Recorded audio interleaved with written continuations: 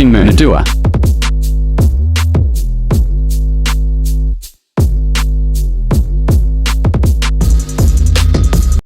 มาเด้อทุกคนเขามาเบิ่งป่าเนาะป่าอีกเขาสิพาทุกคนอยู่บ้านเขาไอ้มีป่าเด้อมีป่าอย่าให้เข้านะทุกคนให้เข้าของชาวบ้านมีป่าบอลทีใส่กับใส่ดงหนูคนนั้นนี่แต่ผมส่งเบิ่งป่าตัวนี้เป็นป่าอีกเนาะป่าอีก เราอีกนะทุกคนสวัสดีฮัลโหลที่ถ่ายแบบบ่เห็นข้าพเจ้าเนาะที่ถ่ายทุกคนดูอยู่ให้เข้านั่นเป็นนาทุกคนเป็นนาเด้อทุกคนเด้อมื้อนี้เรากลับมาขำแล้วมาขับอะไรไปถ่ายแต่ว่าตะเวนยังอยู่แล้วเราก็จะถ่ายทุกคนเบิ่งว่ามันเป็นจังไดเนาะ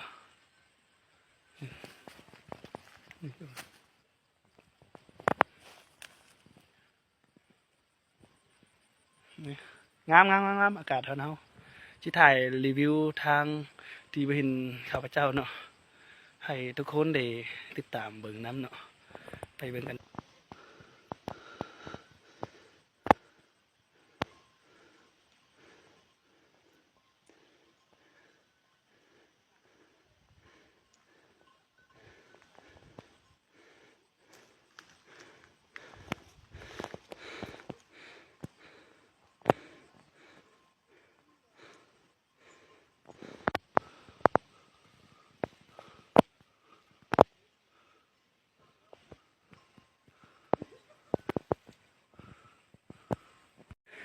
ผู้ฝ่าป่าดงธรรมศาสตร์อากาศดีทุกคนนะอยู่บ้านนอกของนาเฮานี่อากาศดีมีคนมาเผานี่ก็ฟักอรอกแล้วนะสบายดีทุกคนเด้อคอยคำยำแรงอากาศดีนี่ทางไปสำเหนือนี่หัวฟันไปทาง อยู่บ้านนอกของนาตอนนี้มันผ่าเราอิดเนาะผ่าอิดเนาะเขาแต่รุ่นพ่อรุ่นแม่เขาอื่นเขาอิดนี่ยายทุกคนมาเบิ่งตัวจริงเนาะแต่ว่าอยู่ในวิดีโอนี้อาจจะว่าแจ้งปานใดแต่ยายทุกคนมาเบิ่งสัมผัสด้วยตัวเองว่าอากาศที่นี่แต่เขาให้เข้าทุกคนให้เข้านี่ต่อเฟืองทุกคนนี่ต่อเฟืองให้เข้าก่อนนี้สมัยไปเทือนได้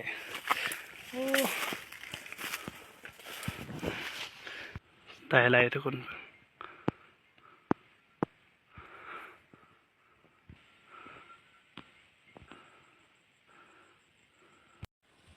นี่ข้าพเจ้าอนุญาตจะได้จัดฐานเนาะสิ่งศักดิ์สิทธิ์ทั้งหลายที่อยู่ที่นี่คอยปกปักรักษาคุ้มครองลูกหลานวันนี้ลูกหลานมาถ่ายทำ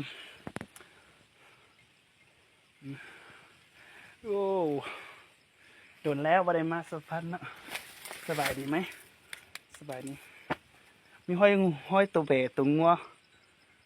ตัวหมูเนาะมานอนกินนอนดูนี่เป็นตัวเบะของชาวบ้านละสมัยตะกี้เนาะมักจะมาใส่กับดักหนูอยู่นี่เรียบตามติดฝาตัวนี้แหละเรียบตามติดฝาตัวนี้รอขึ้นมานี่ใส่กับดักหนูเลยนี่จะนี่ตอนนี้เขาฝนได้เข้า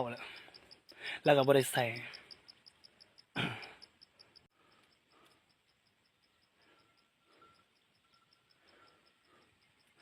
ตัวนี้เป็นฝาอินได้ทุกคนเด้อผู้ใดอยากมาทั้งเมืองก็มาเบิ่งเนาะสมเสียในธรรมศาสตร์อากาศดีทุกคนนะนี่ให้บอลลิ้นเก่าดีมี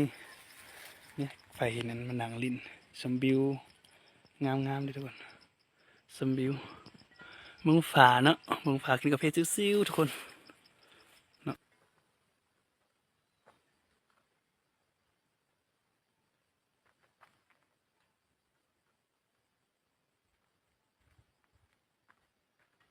สมบิวทุกคนซิวสมบิว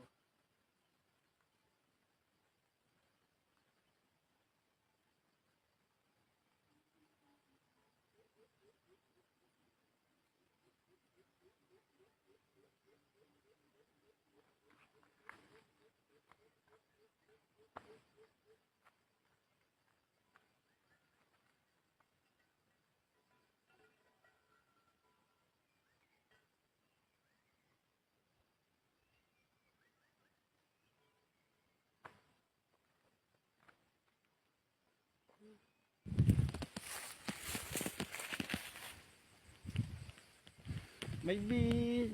hello hello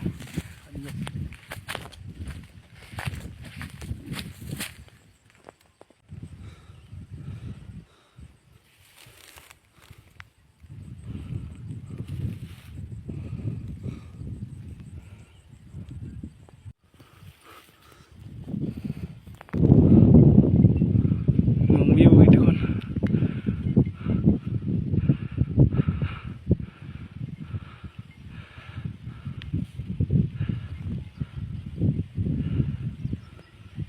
วิวงามๆทุกคน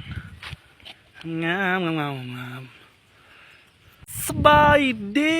ทุกคนมื้อนี้เรามาพบกับเจ้าเดมดีฮอตสิพาพวกน้องทุกคนมาเบิ่งฟ้าห้วยอินนะทุกคนเนาะเป็นจังไดงามบ่ทุกคนมื้อนี้มีโอกาสเนาะมาอยู่มายามถามข่าวฟ้าห้วยอินตัวสั่นเนาะทุกคนนะที่เขาเจ้ายืนนี่ก็สูงเกินเนาะสูงเกินเคยเห็นบ่ทุกคนบ่ทุกคน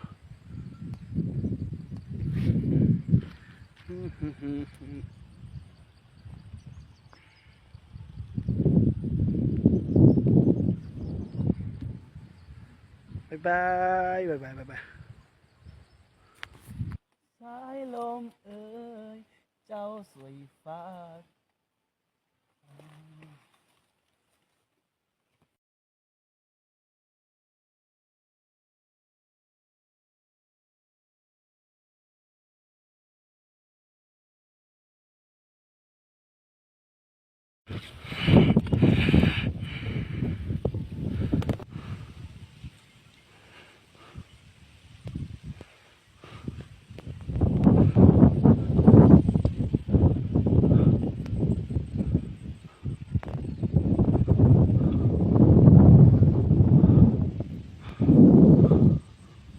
เพื่อนนะบ๊ายบายทุกคนจะไป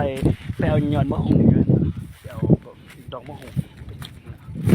บ๊ายบายเอาพื้นทุกคนกลับบ้านกับซองแล้วอันนี้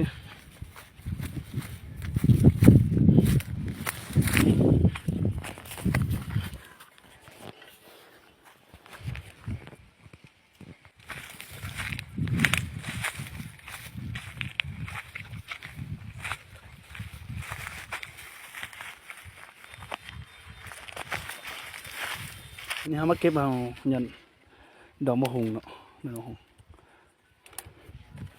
ที่เสือกเก็บเอา